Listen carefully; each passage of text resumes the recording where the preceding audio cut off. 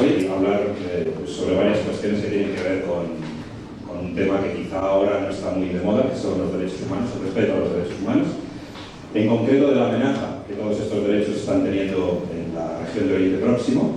Me acompañan Teresa Aranguren, Roberto Montoya, Esteban Beltrán y Fariba Ehsan, cada uno experto en varios de los temas que vamos a tratar.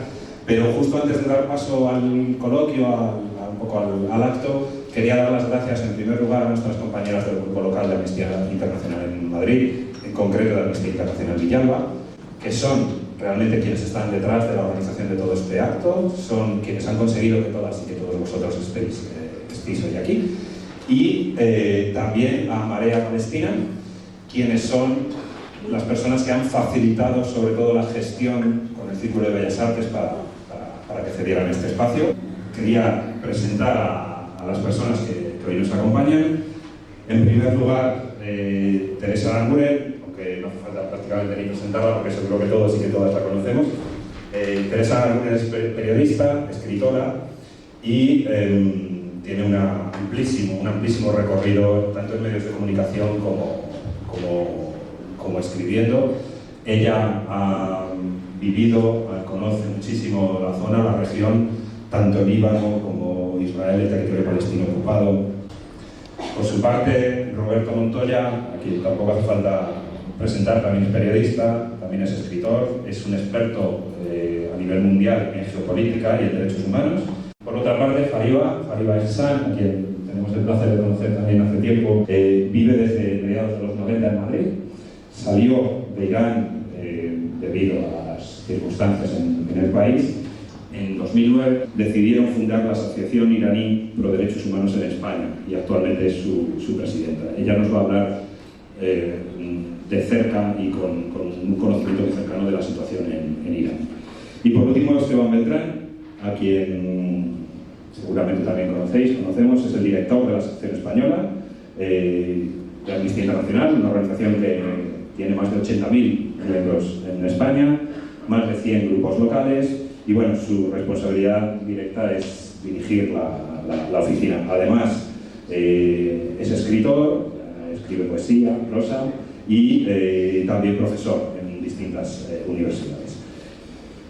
Hechas las presentaciones, habíamos pensado que no es sencillo abordar en tan poco tiempo pues, una crisis de derechos humanos tan grande como la que estamos viviendo actualmente. Entonces, vimos la conveniencia de hacerlo en un formato más de preguntas y respuestas. Queríamos empezar con Esteban, y no porque el acto esté organizado por Amnistía Internacional ni nada de esto, sino simplemente porque Esteban nos puede hablar o nos puede contar un poco cuáles son, en concreto, las amenazas directas que hay al sistema de derecho internacional. Quiero también que Esteban nos hable un poco sobre tres palabras que en Amnistía Internacional se utilizan mucho, que son resistir, neutralizar y transformar. Si te parece, Esteban, empezamos. Lo primero que también quiero deciros es que lo que está ocurriendo en el mundo, viéndolo con cierta perspectiva, no es algo como un momento más y que después vamos a volver a lo que ya conocimos. Eso lo pudimos vivir, y Roberto lo estaba bien, hace 20 años aquí en esta misma sala presentábamos un libro suyo, y eso fue una época que tiene que ver con lo que ocurrió después de las Torres Gemelas y lo que la guerra contra el terrorismo. Eso fue un paréntesis durísimo, de ahí en realidad empezaron varias de las cosas que hoy vivimos, pero eso fue un paréntesis que luego mantuvo ciertas cosas, de hecho Guantánamo se mantiene, pero esta vez es posible que no sea un paréntesis, por eso hay que luchar más fuerte. Esta vez el orden internacional se puede volver añicos y con él arrastrar toda la arquitectura en la que muchos de los que estamos aquí hemos tenido nuestras vidas después de la Segunda Guerra Mundial y los 80 años de derechos humanos, ¿no? Toda esa arquitectura en que se ha apoyado todo el trabajo que hemos hecho puede colapsar.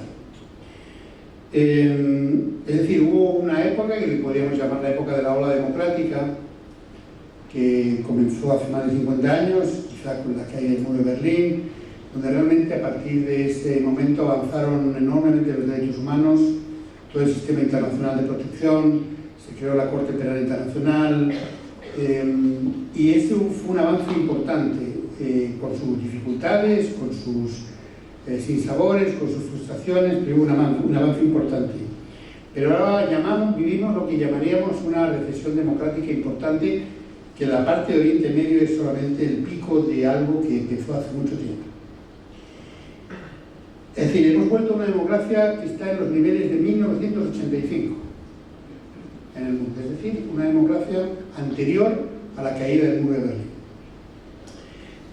Estamos hablando de que el 72% de la población mundial vive ahora en contextos de autocracia.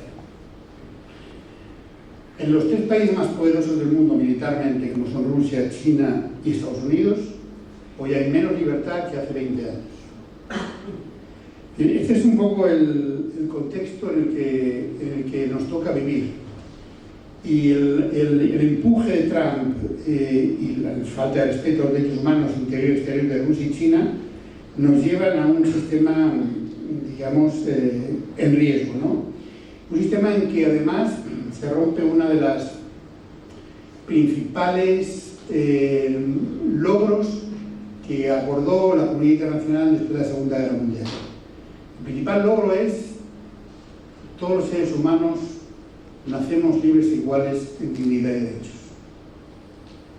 Esta fue la primera vez en la historia en que la igualdad entre seres humanos se proclamaba como alimento máximo y que ha desarrollado todo el sistema de protección de los derechos humanos. Por supuesto, se ha violado, por supuesto, ha sido pisoteado muchas veces, pero el concepto mismo no se había cuestionado hasta hoy. Hoy ese concepto está cuestionado, como se hizo en la República de Weimar y como se hizo en los momentos clave de la historia, ¿no? ¿Y quiénes son los nuevos en esa época? En la época de Weimar fueron los judíos, el holocausto que ocurrió, y actualmente pues son los palestinos o son los inmigrantes y los refugiados. Son como los nuevos perseguidos, los que son menos humanos que otros seres humanos. Y así hay la política, ¿no? Es decir, este concepto de políticas están alineados con la ideología del supremacismo blanco. Y eso que nos lleva a inmigrantes y solicitantes de asilo, que son los nuevos perseguidos. En el año 2025, solo en Estados Unidos, 32 de estas personas murieron bajo custodia policial, bajo ese servicio del ICE, del Servicio de Inmigración y Control de Aduanas. Solo 4 hasta mediados de enero. Han atacado a personas de color, atemorizado a comunidades, arrestado injustamente a decenas de ciudadanos y matado injustificadamente a personas. Esto es lo que ocurre en Estados Unidos y lo que impulsa toda una ola tóxica en todo el mundo que cuesta creer lo que ocurre, pero es así y tuerce el concepto de que nos había llevado aquí después de la Segunda Guerra Mundial y que nos ha mantenido todo el sistema básico de igualdad durante 80 años. Frente a eso hay una enorme resistencia. Luego entraremos, cuando me haga la pregunta que ya hemos pactado que me va a hacer. De hecho, puedo aprovechar para hacer la pregunta exactamente. Si nos puedes contar un poco en qué consiste esto, de resistir, neutralizar, transformar. Este es un concepto de estrategia, es decir, nosotros tenemos una estrategia. Hay que resistir, estamos en una época difícil, muy difícil, que necesita muchas cosas para poder mantenernos por nosotros y por los que vienen después. Esta época significa que no debemos acostumbrarnos, lo primero, a la indecencia, a la desvergüenza. Y antes, la violación de derechos humanos, Roberto aquí es un experto en eso, tenía una cierta apariencia de legalidad. Si uno recuerda a Bush Jr., por ejemplo, cuando hablaba de lo que estaba haciendo, que era en realidad hacer desaparecer a personas, ¿no? Hablaba de prisioneros fantasmas, ¿no? Cuando hablaba de que en realidad torturaban a gente, ¿no? Hablaban de técnicas de interrogatorio agresivas, ¿no? Era como un intento de mantener dentro de una apariencia de legalidad que hoy ha desaparecido, no hay ninguna apariencia de legalidad en nada. Entonces, lo que se trata ahora es que necesitamos algo importante. Lo primero, estamos en resistir. ¿Qué es resistir? Es proteger lo que debe permanecer en pie por el bien de nuestros derechos y de las futuras generaciones. ¿Eso qué significa? Luchar contra el racismo, luchar contra la violencia de género, o contra la apartheid de género en Afganistán, mantener la igualdad de seres humanos, mantener el derecho internacional. Algunos ejemplos. O sea, resistir y mantener lo básico. Neutralizar los planes racistas contra inmigrantes. Otra muy difícil, porque en realidad las políticas actuales contra los inmigrantes están en todo el mundo. Hay el puesto de Trump, pero hay también en Europa, las políticas europeas contra los inmigrantes, en general restrictivas, son políticas ilegales que además neutralizan y quieren acabar con los defensores de los inmigrantes, las personas migrantes. Hay que resistir y neutralizar los intentos de acabar con el sistema internacional de Naciones Unidas. Todos sabemos que es imperfecto, que no nos gusta, que hay aspectos que nos gustaría cambiar. Un último aspecto, y con esto termino. De estas dos etapas necesitamos varias cosas. Un poco también para transmitir algún mensaje de esperanza y de guía por donde vamos, ¿no? Por un lado, necesitamos que los que hacen su trabajo lo sigan haciendo bien. Por ejemplo, y protegerlos. Los tribunales de justicia internacional. Es muy interesante.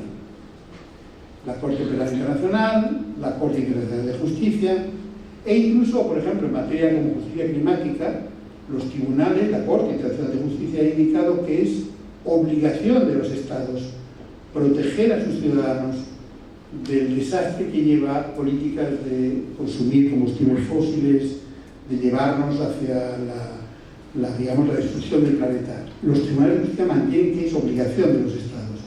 Por lo tanto, por un lado, tenemos que asegurarnos de que se cumplan lo que están haciendo bien esos tribunales internacionales. Las órdenes de captura, que se refrenen la práctica del genocidio hasta desaparecer, etc. Una parte. Una segunda parte que necesitamos es una movilización muy importante de mucha gente de muchas partes del mundo. Da mucha alegría, y lo hablábamos antes también a la entrada con algunos que estamos aquí, que en los actos en los que estamos participando hay mucha gente dispuesta a movilizarse. Necesitamos la movilización de todo el mundo, todas las generaciones y en todas partes que podamos para resistir y neutralizar. Y la tercera cuestión es que hay momentos en la historia de la humanidad, y este es uno de ellos, en que no vale solo la sociedad civil. Necesitamos, como pasó en la época de la abolición de la esclavitud o en la lucha contra la pena de muerte, que realmente se está ganando, necesitamos una coalición de sociedad civil con gobiernos que enfrenten a los gobiernos tóxicos. Necesitamos eso, necesitamos trabajar juntos con gobiernos que se lo crean, por supuesto, no gobiernos que violan los derechos humanos, sino que se lo crean, los gobiernos que son imperfectos, sin violación de derechos humanos, pero necesitamos una sociedad civil movilizada. Necesitamos esos tres factores para neutralizar esto que está ocurriendo. Nos ha tocado. Y es algo que tenemos que hacer, tengamos la edad que tengamos, el momento que tengamos. Y esos tres elementos son fundamentales para lograr aguantar y, por supuesto, luego transformar. Al final, si logramos aguantar, vamos a resistir, vamos a neutralizar, creo que al final necesitará el mundo una cierta transformación, pero en este momento lo que necesitamos es mantener lo que ya hemos tenido. Muchas gracias, Esteban. O preguntarle a Fariba cómo en los tres últimos meses estamos siendo testigos de muchas noticias relacionadas con Irán, un país que en otros momentos pasaba casi desapercibido, salvo momentos puntuales. Las protestas que comenzaron a finales del año pasado, en gran parte por el descontento de la sociedad civil, por la economía, por determinadas circunstancias, pero también por la falta de derechos, fue un poco lo que, o alguno de los argumentos que se han utilizado para atacar precisamente este país. Pero no podemos olvidar que Irán es un país donde las violaciones de derechos humanos no son una cuestión de ahora. Llevamos décadas, y en Amnistía Internacional lo sabemos bien, documentando este tipo de violaciones de derechos humanos. En tu caso personal, ¿nos puedes contar por qué te fuiste de Irán o qué te obligó a huir de Irán? ¿Cómo es, o mejor dicho, cómo era la vida en Irán antes de los ataques, cómo es ahora? Bueno, quería agradecer a Amnistía Internacional por invitar a la Asociación Iraní de los derechos humanos para hablar de la situación de Irán actualmente. Hoy precisamente es un día muy importante, antes de decirme por qué he venido, porque hoy es nuestro año nuevo. Cuando empieza la primavera, la población iraní y los afganos y los tayikos entran en el año nuevo. Hoy es nuestro año nuevo. A las 4 menos cuarto hemos entrado en primavera. Justo ese momento que entramos en primavera, en nuestro año nuevo. Población iraní han empezado un año nuevo con bombas, con tristeza, con sangre en las calles y con las casas en ruinas el año nuevo. Pero ¿por qué hemos llegado hasta allí? Me has preguntado por qué he venido a España. Yo en 1995 he venido a España. Una mujer divorciada, porque divorcié, con pocos años divorcié. En un estado iraní, el gobierno de Khomeini en 1979, cuando llegó a poder, ha aplicado todos los derechos, violó todos los derechos humanos e incluso impuso las leyes discriminatorias, que principalmente al 50% de la población que son mujeres lo ha dejado en segunda ciudadana, lo ha derogado todos los derechos que tenían anteriormente. No solamente a las mujeres, a las etnias religiosas, a las etnias, naciones diferentes que viven en Irán, ¿no? Entonces, vivir en un país que no tenía una mujer, que no tiene derechos a... He divorciado porque he tenido suerte que mi expareja, en el momento ha aceptado el divorcio, porque yo no podía solicitar el divorcio. Entonces he tenido suerte que él ese día ha aceptado y hemos divorciado. Entonces por ese motivo he salido y tuve que dejar a mi hija elegir y quedar en Irán bajo estas situaciones discriminatorias, las leyes que no tenía, era difícil encontrar trabajo una mujer sola para vivirse o venir a España para luchar, no solamente para mí, para mis derechos, para mi hija, para todas las mujeres que están bajo la justicia del gobierno de Irán. Entonces, por ese motivo he venido a España. Y desde que he llegado, como ha dicho Carlos, he intentado colaborar con muchos ONGs y principalmente con Amnistía también, para derechos humanos que están permanentemente en Irán violando. Permanentemente. Como has dicho, que cómo es vida antes del ataque en Irán. Población iraní siempre estaba luchando, especialmente las mujeres, estaban luchando por los derechos. Y durante 4 décadas en Irán, todos estamos hasta que llegamos a punto de movimiento de Mujer, Vida, Libertad en 2022, que estaban en punto, digamos, muy glorioso para las mujeres, porque han podido conseguir un poquito de los derechos, recuperar un poquito de los derechos. ¿Por qué? Porque han podido, hoy día, las mujeres en Irán pueden salir sin velo y elegir formas de vestir que quieren, y también derechos básicos, unos derechos que cuando hablamos aquí que una mujer no puede montar en bici es de risa, ¿no? Es de un derecho básico que, ¿cómo que no puede? Sí, en Irán estaba prohibido todos estos derechos. Esos derechos los hemos recuperado. Quiero decir que con la lucha que estábamos haciendo pacíficamente, estábamos consiguiendo un poquito de derechos. Pero hoy día bajo de las bombas y ataques de Estados Unidos, estos movimientos sociales se han quedado bajo la sombra de esas bombas. Pero al revés también, por otro lado también, la represión del gobierno también está poniendo todavía peor.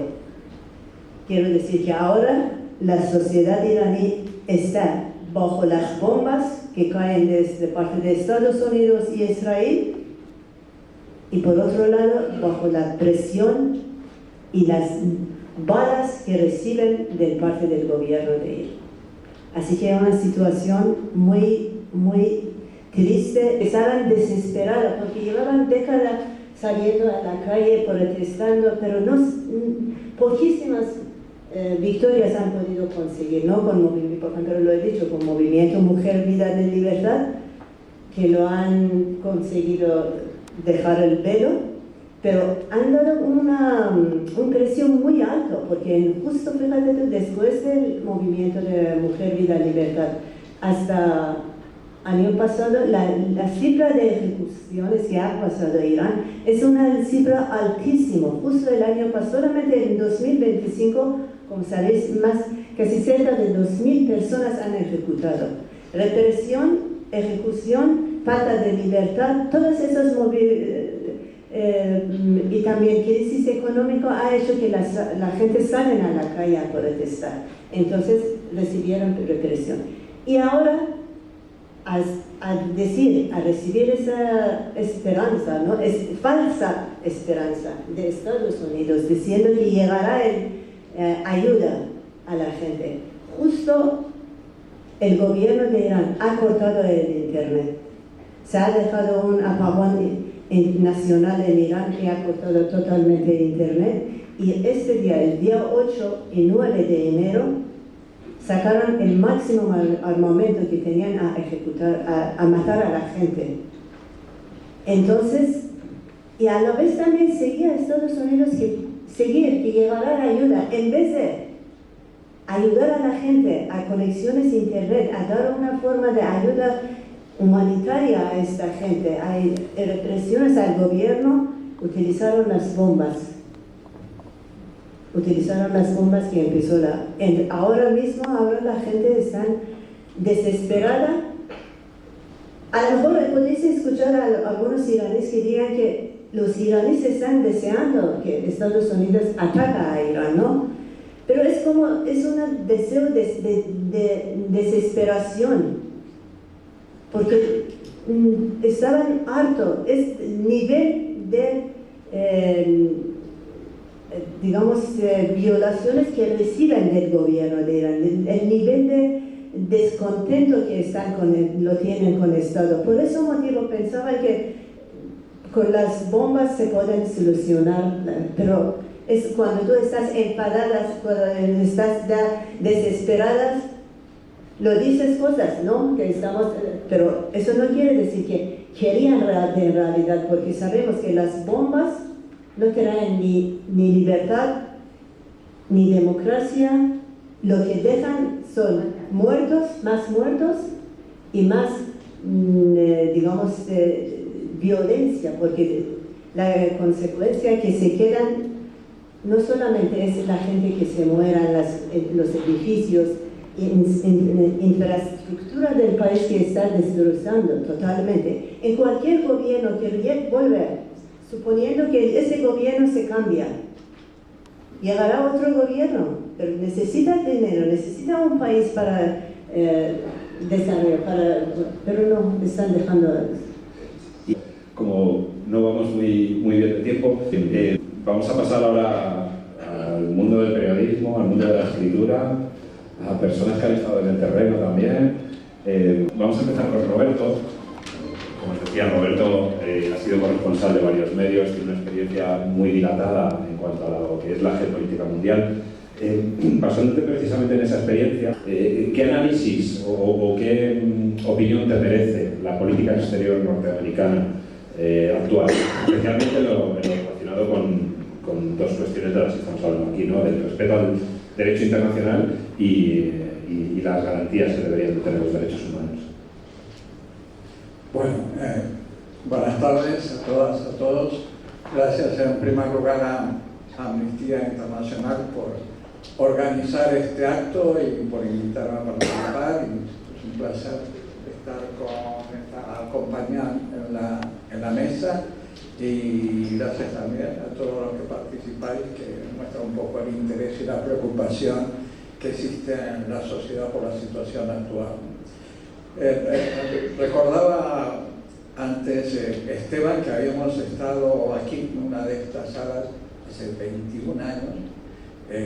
Tuve el honor que él y Rosa Regals, escritora y directora de la Biblioteca Nacional, me presentaran un libro, La impunidad imperial, es el título de ese libro.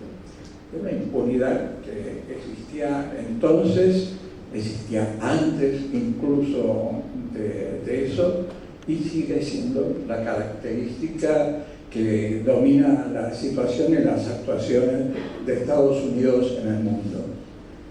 Es decir, esto no es ni siquiera nuevo de este siglo, sino que la característica que ha tenido Estados Unidos como imperio moderno, que desplazó a los imperios europeos y que ha caracterizado como ningún otro imperio moderno ha caracterizado su forma de hacer, a pesar de ser considerado mundialmente, hasta hace poco al menos, como el faro de Occidente, el ejemplo de la democracia. Pero vemos que una de sus características importantes ha sido la de generar guerras de rapiña por el control del petróleo, tanto entonces como ahora. Ahora se suma también la guerra por obtener el control de las tierras raras, controlar los semiconductores, la inteligencia artificial, pero en definitiva es una forma de actuar, de política exterior, que pone por delante de cualquier otra consideración su propio interés, independientemente que eso afecte gravemente al resto del mundo.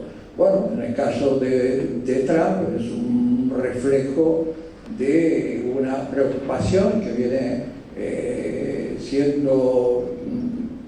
creciendo en Estados Unidos desde hace años, que es la pérdida gradual pero irreversible de la hegemonía de Estados Unidos en el mundo, la hegemonía global, de la pérdida de peso frente a la aparición en las últimas décadas de potencias como China, de las potencias que están agrupadas en los BRICS, Sudáfrica, Brasil, la India, que hoy día suponen más del 50% de la población mundial y más del 50% del PIB.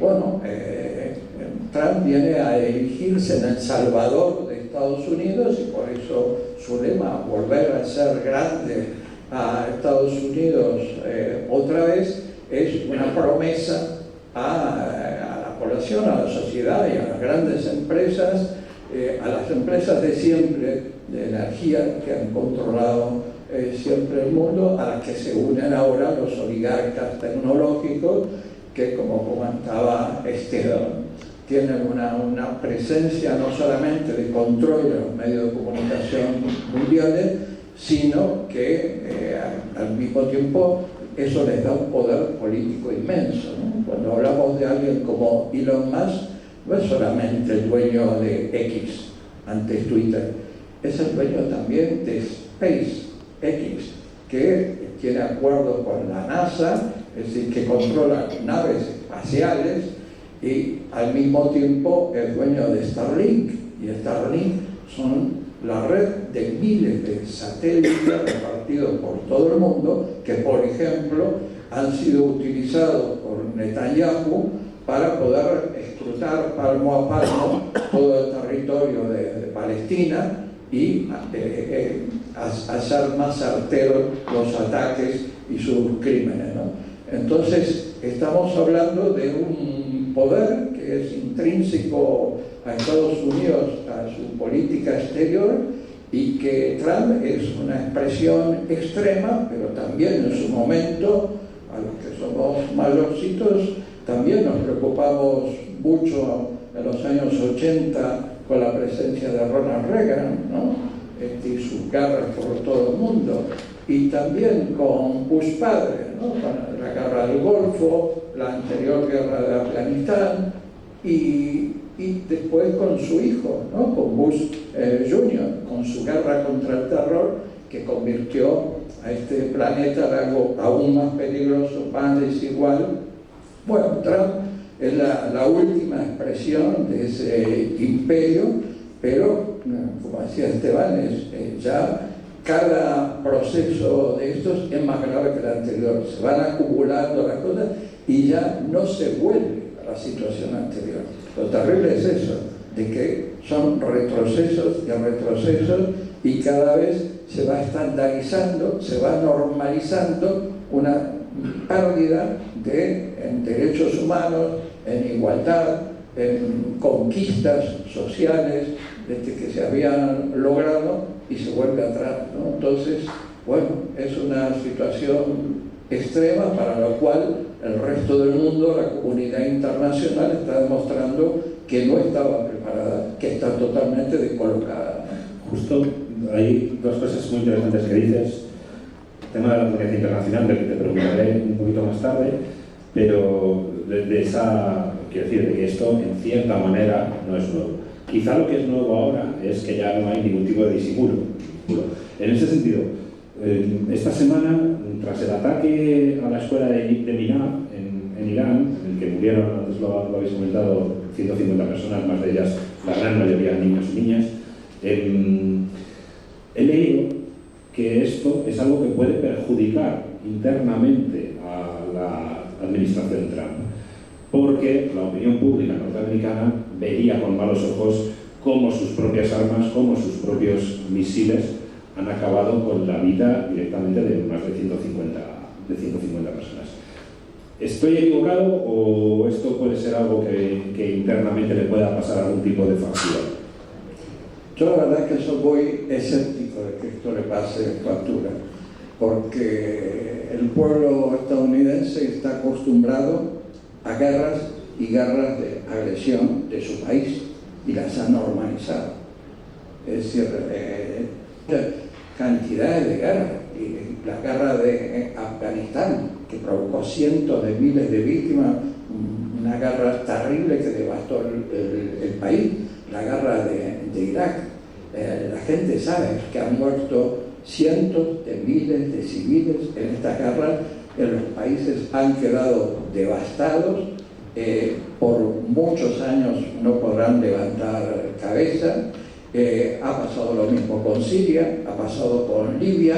Es decir, todas estas intervenciones de Estados Unidos le pasan poca factura, si no, no se comprendería de que se sigue votando a personajes como Trump, que tuvo un primer mandato, ya mostró un poco lo que pretendía, y el apoyo abierto al genocidio del pueblo palestino es más grave que eso.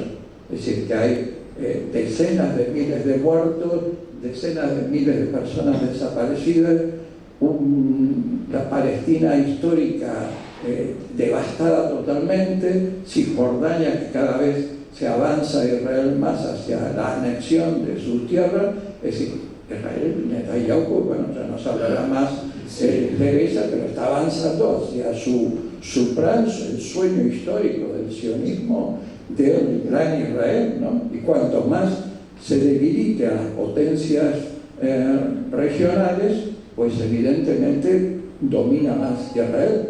Ha logrado acabar con Siria, con Libia, con Irak, le faltaba Irán, y en eso ha arrastrado, igual que en esta ocasión, a Estados Unidos en esa hazaña. Para Estados Unidos está siendo complicado y se está empantanando en esta guerra, y puede que eso le pase factura electoral. Pero Israel está consiguiendo sus logros. Israel sí que está consiguiendo sus objetivos. Justo comentabas, lo has comentado, ¿no?, a lo largo de tu intervención, centrada en Estados Unidos, pero en el papel de la comunidad internacional. Yo aquí quería preguntarte en concreto por la Unión Europea. Los valores europeos, etcétera, etcétera, ¿dónde quedan en este momento? Y te tengo que pedir brevedad porque nos queda hablar de Líbano, de Gaza, de Cisjordania y nos daría para 3 horas más.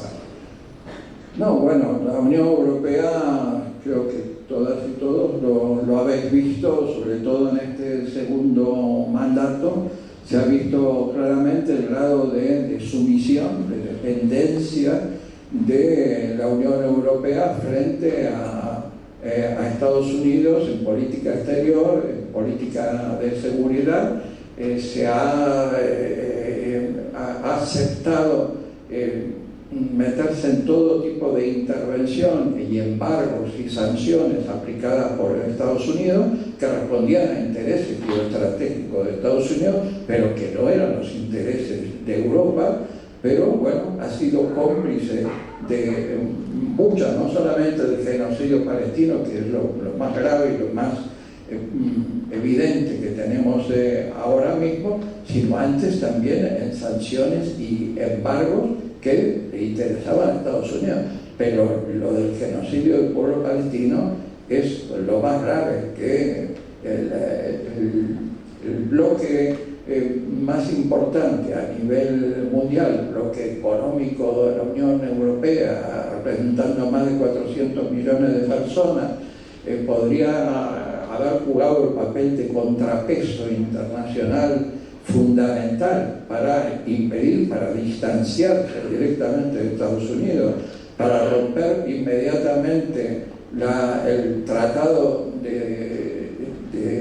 tratado comercial preferencial que tiene con Israel, que sigue existiendo todavía, de no parar la compra-venta de armas con Israel, sino seguirse beneficiando con el genocidio. Hay una complicidad de la Unión Europea evidente, que es algo que no soluciona los últimos gestos tímidos que estamos viendo de la Unión Europea, que por primera vez la Comisión dice a Estados Unidos que no cuente con ella para desbloquear el estrecho de Hormuz. Pero claro, ¿eso es un gesto progresista, antiimperialista o es interesado?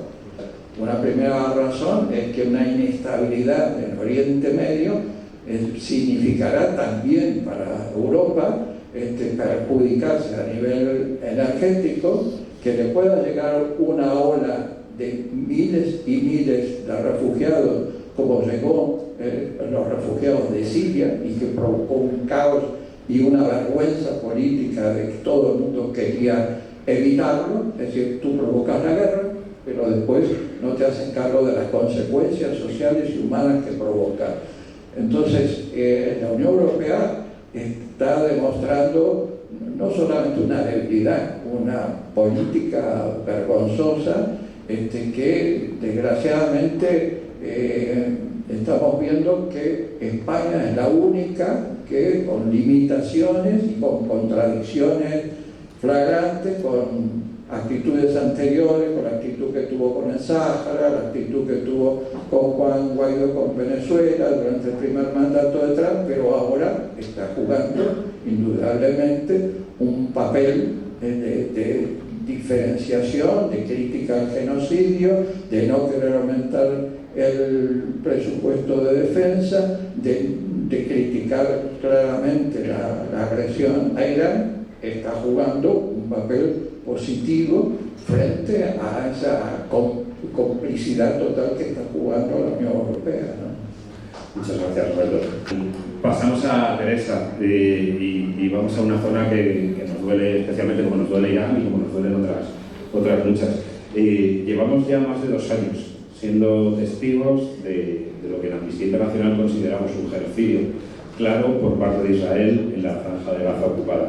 Tú que conoces directamente esta zona, ¿qué crees que está pasando ahora mismo en Gaza cuando los focos de los medios están puestos en Irán, están puestos en otras zonas de Oriente Medio? ¿Crees que la gente se olvida demasiado rápido de Gaza? Bueno, gracias. Empiezo por dando las gracias. Gracias a todos los que estáis aquí. Y bueno, eso lo primero. ¿Qué creo que está pasando en Gaza? Pues que están continuando con el genocidio, más lentamente, sin focos, porque el mundo ahora está mirando a otro lado, pero está ocurriendo lo que lleva ocurriendo. Se está aplicando en Gaza, algo voy a decir un término y lo digo con toda conciencia, la solución final, desde la perspectiva sionista. Yo creo que aquí todos sabemos lo que fue qué era la solución final. Y todas las connotaciones de ese término las aplico a esto.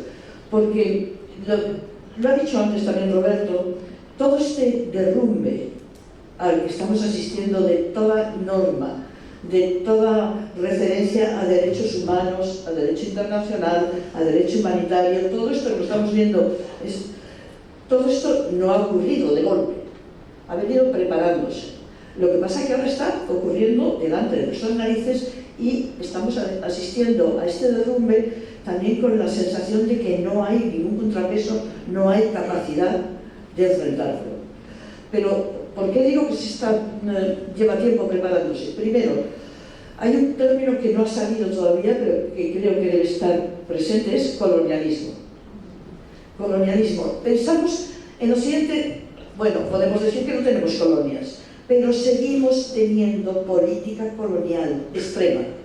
Y ahora estamos en un punto que se está aplicando lo que, bueno, en los libros de historia se definía como la política de las cañoneras, colonialismo de las cañoneras, las guerras del odio en China, bueno, que era colocar los barcos apuntando al territorio que querías que te vendiese o que se sometiese a tu dictado, y si decían que no, bombardeabas. Bueno, en ese punto estamos ahora, con este descaro. Yo creo que conviene recordar hechos, porque también todo esto está rodeado de una telaraña de mentiras, de ocultamientos, silencios y mentiras redondas. Roberto ha mencionado el pacto que se logró con Irán en el 2015, firmado por todos los países occidentales prácticamente, incluida también Rusia y China. Bueno, aquello, desde la perspectiva de lo que se supone que es importante en las relaciones internacionales, parecía que eliminaba el riesgo de armas nucleares en Irán. Estaba acordado, estaba firmado. Pero también apuntaba un camino en el que el desarrollo de la República Islámica se podría favorecer a los sectores más reformistas, se eliminaba parte de las bloqueo de ayudas, de las sanciones económicas que permitirían que el país, bueno, entrase en una vía de normalización. Y aquí quiero decir algo. De las dictaduras se puede recuperar una sociedad. Y nosotros somos españoles y lo sabemos. De una dictadura uno puede recomponerse. De lo que no se recompone es del caos y de la destrucción total. Eso es lo que se buscó en Irak. Cuando se entró en Irak, se buscó destruir un país y se le destruyó. Realmente. No se buscaba armas de destrucción masiva porque Irak fue atacado porque se tenía la certeza de que no tenía armas de destrucción masiva ni casi armas convencionales. Llevaba más de una década de bloqueo, Irak estaba totalmente arruinado y no tenía nada de eso, y había voces muy autorizadas que lo decían desde el comienzo, pero se silenciaban esas voces. Entre ellas la del jefe del grupo de inspectores de la ONU, el que había estado en Irak, en Bagdad, el último equipo, que desde el primer momento dijo: esto es un disparate, si Irak no tiene nada, no tiene ni armas convencionales. O sea, que lo sabían de sobra, sabían los que podían decir. ¿Pero por qué fue atacado? Porque se podía destruir. ¿Y por qué se podía destruir? Porque no tenía armas nucleares. Mientras que al mismo tiempo hubo una crisis, quizá algunos lo recordáis, con Corea del Norte, que se resolvió en la mesa de negociaciones, porque Corea del Norte todos sabemos que sí tiene. En fin, toda esta telaraña de mentiras que intentan ocultar que lo que estamos asistiendo es una exacerbación del pensamiento supremacista occidental blanco y de la política colonial. Y para eso hay dos representantes que consiste... Yo me voy mucho por las ramas, ¿eh? Ya estoy yo para cortarte. Básicamente en potenciar, defender, no permitir que se pierda un ápice de hegemonía occidental frente al resto del mundo. Entonces, como occidentales, creo que tenemos que ser conscientes de lo que se está haciendo en nuestro nombre. Y el tema de Palestina. Bien, la destrucción de Palestina estaba ya prevista, es decir, bueno, no así, pero las cosas ocurren porque estén planificadas perfectamente, pero había ya proyecto de eliminar la presencia de Palestina desde el comienzo, finales del 19. Estaba en la ideología sionista, eso es consustancial. Por eso necesitaban negar que existía un pueblo en Palestina. Primero lo niegas y como no consigues así que termine de estar ahí, pues lo vas eliminando. Pero hay muchas declaraciones de dirigentes sionistas de finales del 19, de comienzos del siglo XX, y qué es lo que, por qué Palestina, la población de Palestina, el pueblo de Palestina ha sufrido este continuo acoso, eliminación. Bueno, pues porque ahí estuvo el Imperio Británico. No habría estado Israel sin Imperio Británico, eso hay que tenerlo claro. Lo crea el Imperio Británico, pues, no, básicamente. Entonces, es un hecho colonial, lo cual no quiere decir que yo con esto esté negando que ya existe una sociedad israelí, un pueblo israelí, una nación israelí. Está ahí y como tal tiene derechos, igual que cualquier otro pueblo del mundo. Lo que no tiene derecho es a reclamar la supremacía. Cuando se habla del derecho de Israel a existir, lo que se está ocultando es que no se habla de existencia, se habla de supremacía, es decir, a dominar todo el territorio de alrededor. Y por eso ahora mismo Israel, claro que está consiguiendo lo que quiere. Esto le va a ir mal a Trump, yo creo que le va a ir mal a Trump. Porque, bueno, cuando se es tan narcisista y tan ignorante como el señor Trump, pues es fácilmente utilizable. Y todo esto ha sido iniciativa de Israel y, voy a decir ya refiriéndome al Líbano y esto, ¿qué es lo que le interesa a Israel? La destrucción de toda la comarca. Y evidentemente los derechos humanos de las mujeres iraníes le importan un pito, pero también a Estados Unidos, pero sí que le importa acabar con la posibilidad de que un gran país, porque Irán es un gran país, con un potencial económico, político, militar que podría tener, pueda ser un contrapeso a su hegemonía. Digo, Irán, como antes fue Irak fue destruido por eso, porque podía ser un peligro. Y toda la comarca. Entonces, ¿en qué está en este momento la posición de esta guerra última? Pues ahí tenemos al señor Netanyahu incitando a Estados Unidos a que entre por tierra. ¿Qué es eso? Eso es ir a la destrucción total. No sé si como ejército israelí van a entrar por tierra, no sé si van a atrever, pero va a hacer todo lo posible para que el ególatra de Donald Trump entre al trapo y consienta eso. No creo que vaya a pasar. Hablas, perdona, Teresa, de supremacía. Sí. Y esto me lleva... Racismo, o sea, lo voy a decir más claramente. Racismo. Vale, esto me lleva justo a hablar de Cisjordania. Hay un sistema de apartheid evidente. ¿Qué nos dices? Bueno, Cisjordania es la eliminación de la presencia palestina en tierra palestina, ese es el objetivo del sionismo, de una forma diferente que lo que se ha hecho en Gaza. En Gaza ha sido por la destrucción total, eso, y en Cisjordania es más paulatino y constante. Entonces, en Gaza es vía libre a la banda de asesinos, porque lo son, que son los colonos armados y que tienen vía libre para asesinar, para entrar en las poblaciones palestinas, pegando tiros, quemando coches, lanzando cócteles molotov a las viviendas. Eso es lo que se vive en Cisjordania, y provocando que la gente salga del territorio, porque lo que se quiere es, igual que en el 47-48, cuando se expulsó a 2/3 de la población palestina de entonces de sus casas, se quiere vaciar el territorio de Palestina de población palestina.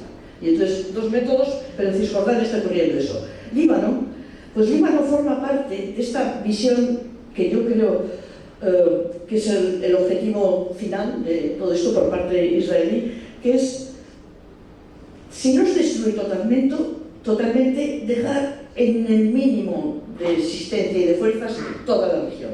Entonces, Líbano, por desgracia para la población libanesa, es otro de los objetivos a destruir. Y el Líbano se quiere destruir. Entonces, También hay que tener mucho cuidado con el lenguaje, y eso lo digo como periodista. Siempre se dice objetivos de Hezbollah, y estamos hablando de barrios densamente poblados de Beirut.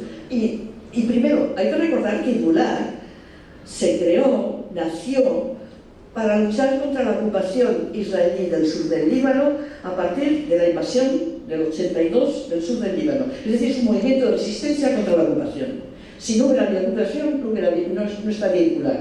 Y en el momento que ahora creo que el objetivo primero del ejército israelí es quedarse otra vez con el sur del Líbano, hasta el río Litani, y dejar al Líbano, que ya estaba muy mal, en una situación pues, de catástrofe.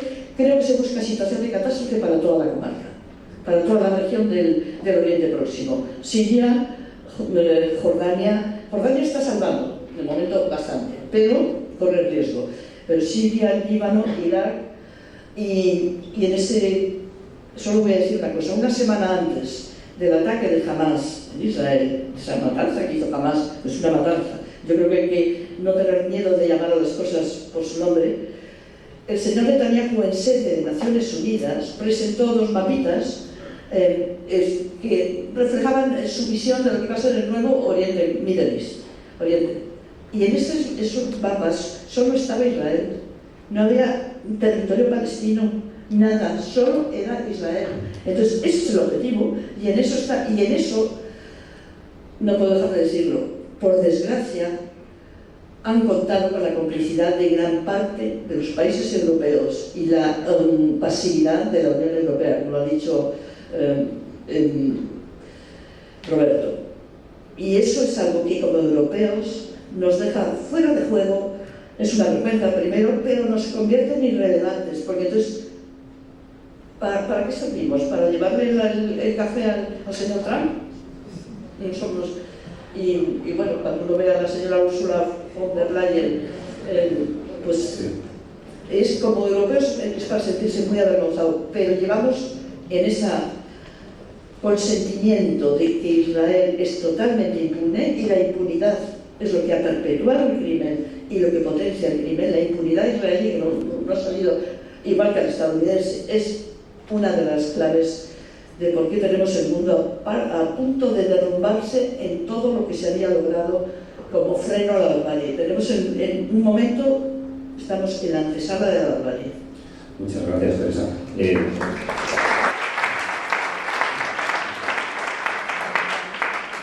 Nos quedan escasos 10-15 minutos y no quiero dar un turno de preguntas sin antes darle la palabra a los compañeros y a las compañeras de Marea Palestina, que además de, como decía al principio, facilitar la gestión del espacio con el Círculo de Bellas Artes, bueno, pues tienen una propuesta, una iniciativa legislativa que están impulsando y quería que nos cuenten brevemente, os voy a pedir también en qué consiste.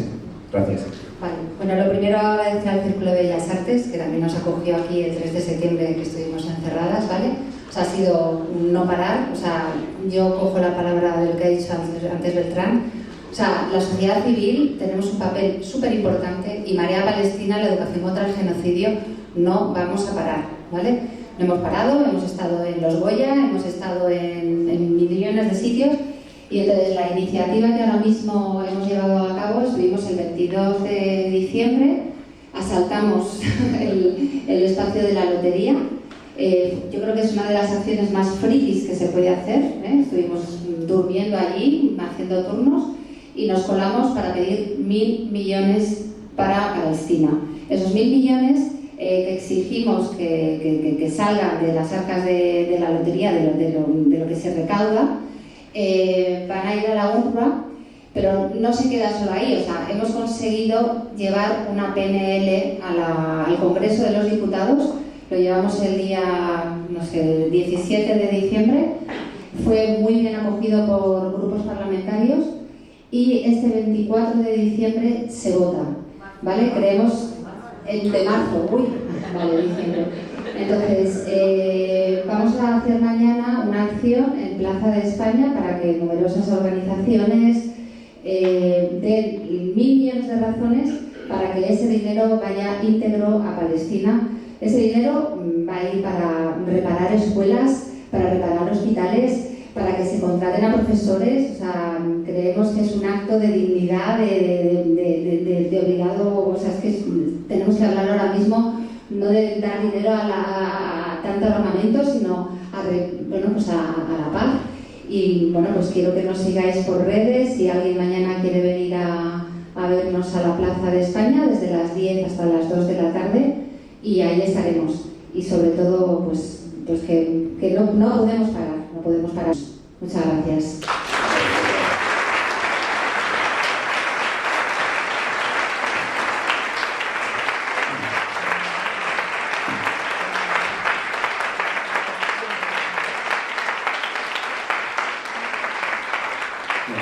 Recuerdo que hay una mesa en la que estamos recogiendo firmas, en la que también hay algunos productos de Amnistía, por si queréis acercaros a echar un vistazo. Y lo último que hagas es al sitio de